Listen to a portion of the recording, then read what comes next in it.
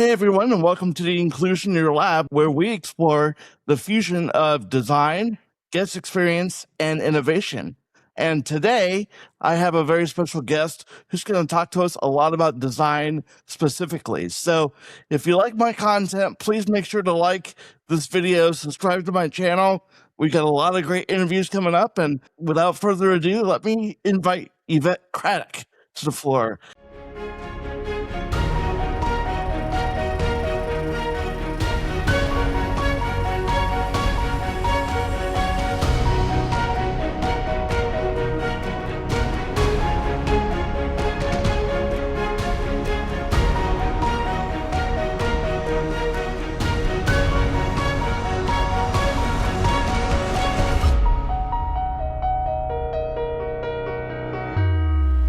Well, hello, Mike. Thank you for having me as a guest on your show. I'm the founder of Yvette Craddock Designs, and it's a full-service interior design studio dedicated to luxury residential, short-term rental, and boutique hospitality projects. Great. Well, it's great to have you. Talk to me a little bit about just what you're seeing in the industry right now. I know that you work on both short-term rental and boutique properties. Just kind of give me an overview of what you're seeing. There's a lot of movement. I think it's still an undercurrent that we will start seeing or hopefully seeing in the marketplace between the two. So a few things. Design has been a little stale, for lack of a better word, with a lot of monochromatic cookie cutter designs across all platforms. Beautiful product, but really no differentiation in the marketplace from luxury residential developments, single available properties, as well as short-term rentals. Now what I'm seeing in a variety of trade shows, and where my firm really wants to push the edge, is a lot more diversity in design, thought, and execution. Colors, pattern, silhouettes, all of these factors are really pushing forward, and especially in the traditional hospitality space, in the boutique hospitality space. I attended one of the largest trade shows a few months ago, and it was an array of visual delight with the projects that people presented and then vignettes in which we learned.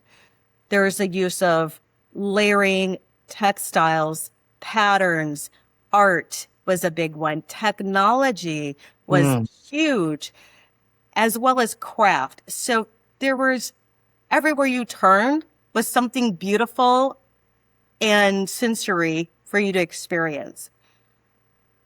That is the future. And that is where a few players are doing that well. And then there's a lot of catching up. In the boutique hospitality space, there's so much opportunity to tell really nuanced niche stories. That's where I want to take my clients. Those are the clients I'm working to attract, so we can really drill down to all these amazing elements of how we use space, why we are there, how to create, in some ways, fantasy adventure for people and tap into all the ways and reasons they travel. It could be going to an EDM concert somewhere. It could be the polar opposite, wellness and meditation and sound healing, and then things in between. So I see that moving forward. That's fascinating. You talked a lot about, or you mentioned sensory for a minute. So beyond just design, talk to me about some of these sensory innovations and things of that nature. Well, the use of technology is one big one. So there was a vignette that was designed by a firm, and they had this sensory experience everywhere. The walls, the ceiling, a lot of movement and video included, as well as the interiors, the furniture, the physical space you were in. It was just one of those completely mesmerizing moments where you're just, you're taking it all in. It's this thirst for more and some depth and some feeling, like you felt something there, as opposed to Oh, that's really pretty. I've seen that a million times. Is there anything else? Yeah. Yeah. What do you think? What do you think larger, big chain hotels can learn from this? I mean, I was just reading an article recently about the Beijification, so to speak, of hospitality, how everything's just kind of blending into one hotel to another. What do you think big chains can learn from this? Please stop. Please stop. There's so much color and creativity and opportunity to deliver a different experience and truly differentiate your property from the five others down the street. Mm, And this is where I delve deeper with my clients. I previously founded an award-winning marketing agency. So I incorporate that background of understanding how to build and develop brands, launch brands. I launched over 80 brands from a local, national, and an international perspective, and to create the ways that you make that brand unique. There's a fine balance because as I said, understanding the brand standards, there's consistency in that story, the visual indicators of that brand, and the experience that you endeavor and promise to provide. There's that. I think the next conversation is how do we maintain that, but provide new experiences under that umbrella? And it is an involved conversation. I don't think it's impossible, but it's involved. And it takes a lot of intentional thought and then the right team members to execute it. that makes total sense. Yeah. On the other side of the table, I know you spend a lot of time on the kind of short-term rental side of the industry. Yeah. What are you seeing from that side of the industry that we can take into boutique hospitality, and then maybe that even these larger chain hotels can incorporate as well? There is definitely hybrid models happening right now with an urgent fire to develop more of the best of a short-term rental where you have like full kitchens, full bathrooms, etc., with a traditional hotel model of I'll be there for a few nights to a week. Or it's almost the extended stay on steroids and Mm-hmm. on an elevated level. 6 years ago, I developed a framework, a system for how I create vacation rentals for my clients that are completely turnkey while allowing me the space to be creative from property to property. I am not a cookie cutter designer. It's against my DNA. I can't even do it. At any rate, I developed that system so that I could anticipate everything that guests would want to have at their disposal for that property, for the size of the property, for the amenities. And of course, we have to consider the client's budget and how to make all those factors a reality. In a presentation that I attended, sat in on recently at a trade show, I heard a major global brand describe something that was very similar to what I created many, many years ago that has achieved great success for my clients in the short-term rental space that I would love to share with them to provide some depth to their bench. But with that said, if we tell a quick story, pre-pandemic, pandemic, of course, everybody wanted to be in the game. It was like the gold rush, if you will. And a lot of shortcuts could be made by different investors or potential property managers, probably on the smaller scale, to be honest with you. And then things rapidly shifted. And then it's, oh, well, this isn't just put an inflatable mattress in the middle of a room. This is an entirely different genre. You have stepped into the hospitality space. What will that take? That takes understanding the brand you're establishing, understanding the demographic and psychographic profile of your guests, who your property is most likely to attract, Why are they there? What would they like to have at their disposal? How can you anticipate all of their needs to the best of your ability? That is a totally different conversation than what traditionally has happened. I think the industry is starting to catch up just a little bit. I think there's a lot more education regarding design and its role in the ecosystem of property management, having a consistently high performing vacation rental. Of course, the bottom line is of interest to everyone. So how do we do that when we have global players coming into the same space, bringing their global network, their intellectual property, their operating systems? They're coming in. Yeah. Now, Yeah. honey. One of the things I talk about a lot is that when you're looking at, I work a lot with boutique properties, and they have the ability to be quick on their feet and nimble and make changes, like next Tuesday instead of next quarter. Or I even talk to people a lot, and it's like, come back to me in 2030 when we have capex budget to make major renovations. Can you kind of talk to me about how these boutique properties have that opportunity to be nimble, be quick, and outperform their bigger competitors because of that ability to do that, to do so? Yes, they can really capitalize on it. And it takes the entire team being on board, understanding why they need to do it, the return on investment for everyone involved, and then execute. Mm. Yeah, yeah. I'm seeing the fact that there's so many pressures right now. This is not necessarily on the design side, but with OTA dependency, Expedia, Booking.com, all of these Travelocities, they really need to find a way to differentiate themselves from everybody else in the playing field. I want to go back for a second to your framework that you talked about, because frameworks to me, systems to me, are really important. Can you just kind of talk about the framework that you use with your clients, and how, you mentioned the fact that bigger brands are starting to do this, but you saw this years ago. Can you kind of talk to me about that? Sure. It stems from my previous professional life in Fortune 500 international business, where I wrote systems and policies and procedures for efficiency for global corporations. I applied those same elements and philosophies to my work. So systems we need to make sure that we have a strong valuation of the property, its assets.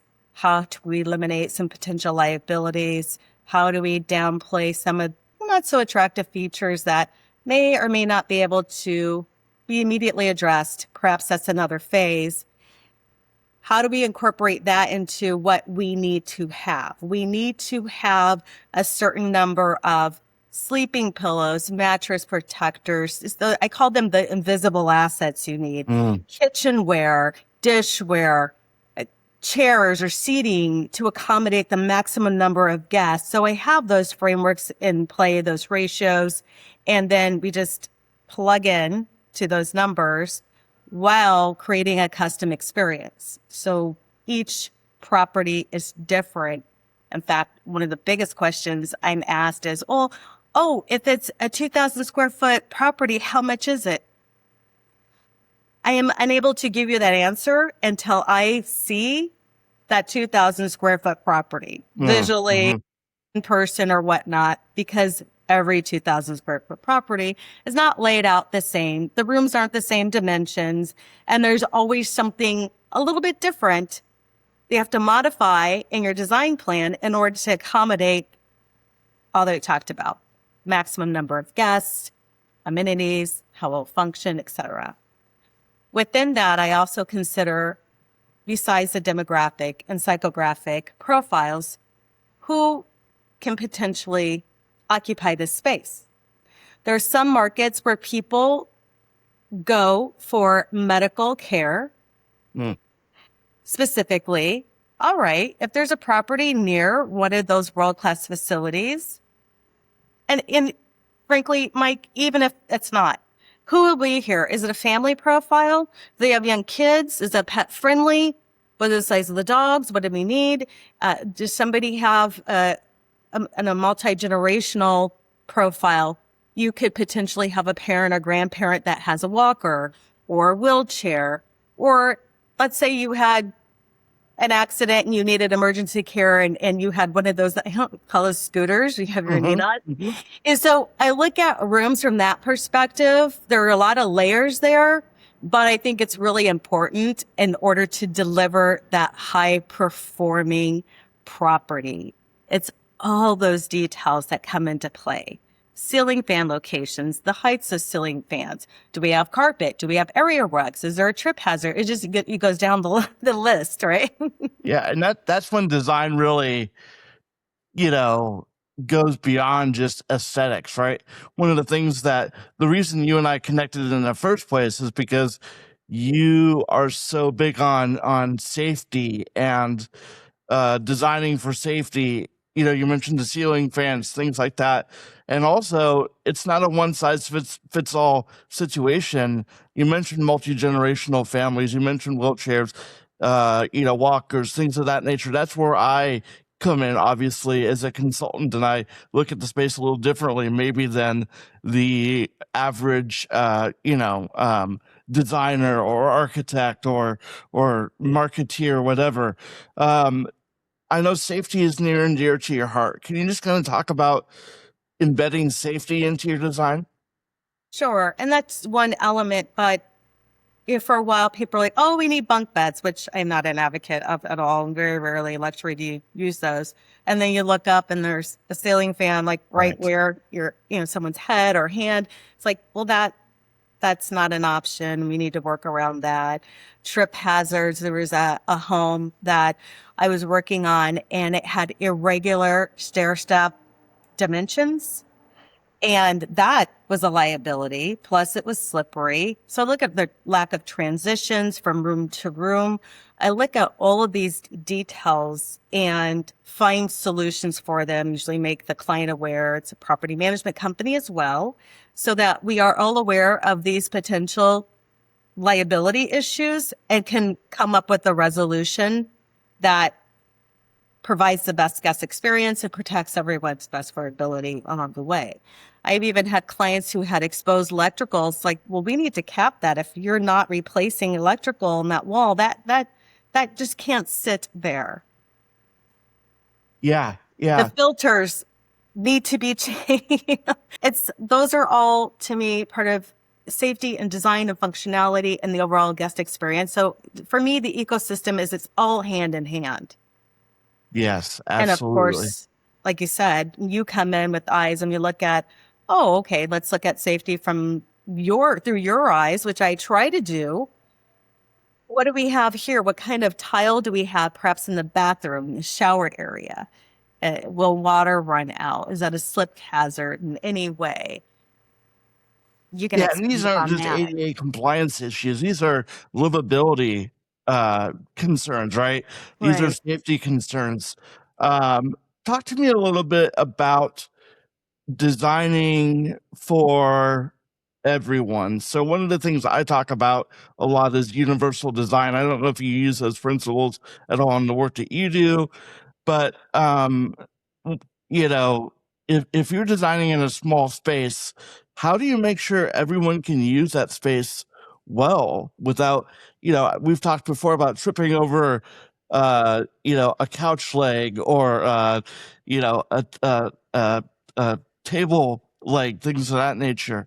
You just kind of talk about those kind of concerns and how you work around those. It's very strategically. It is smaller spaces can be difficult, and there really needs to be a limit to the number of people who can occupy that space in a very comfortable way, in a very safe way as well. So instead of maybe round, angular, sharp edges, we have rounded edges. I use a lot of multifunctional pieces, nesting tables, different materials to make the space look larger, to give you that visual illusion. And of course, I make custom sleeper sofas that you wouldn't know are that that are safe to pull out and use and comfortable. That's another solution for the space. So it's really being mindful of all the detail that is involved in that space and what that small space needs to handle, extra storage, et cetera. I'm working on a pretty big project right now where it is a multi-unit property and they're pretty small spaces. We have a lot of ground to cover. I need to have, for instance, Swiffers and small vacuums and extra places for extra sleeping pillows and blankets, etc. So every item that I select for the clients is very strategic in being able to accomplish multiple roles within that space. Yeah. Yeah. Well, there's so many facets that I didn't even think about. You've illuminated so many things in this episode, so I appreciate that. As we close, if there's one thing that you would like to tell boutique property owners, we've talked a lot about STRs today, but I Yeah, also know that your focus is also boutique properties. If there's correct. one thing you could tell boutique property owners today, what would that be? Design with the personality and a story, be authentic, and hire designers who can provide access to a range of products that you may not be aware of. That's what we do. There are numerous brands, and I'm always learning about more that are not household names or to the trade only, and they provide amazing opportunities for quality, design, scale, customization. It's really thinking beyond white walls and beige furniture. In my office, I have a huge area just dedicated to paint samples. I have luggage, I have display. The colors are there. There's just so much opportunity to tell a story, and creativity doesn't necessarily increase your budget, but it can definitely increase your bottom line. That's huge. I think we'll leave it right there. Yvette, thank you so much for being on my show today. I've so appreciated it. It's great to hear your perspective as always, and we look forward to having you back. Where can people find you if they say this Yvette really is inspiring and awesome? Where can they find you? Social media, website, all of those things. You are so kind and gracious. YvetteCraddock.com is my website. And from there, you can connect with me across various social media platforms. Awesome. And we'll make sure to put that in the show link or the show notes actually. So Okay. everyone can see that and see your website. Again, if you've enjoyed this content, if you've enjoyed this conversation, there's much more to come from the channel. We're so excited to have people like Yvette on, these veterans in the industry, but those who are also spicing things up a little bit as well. So be sure to like and subscribe to my channel, like this video, and we'll see you next time.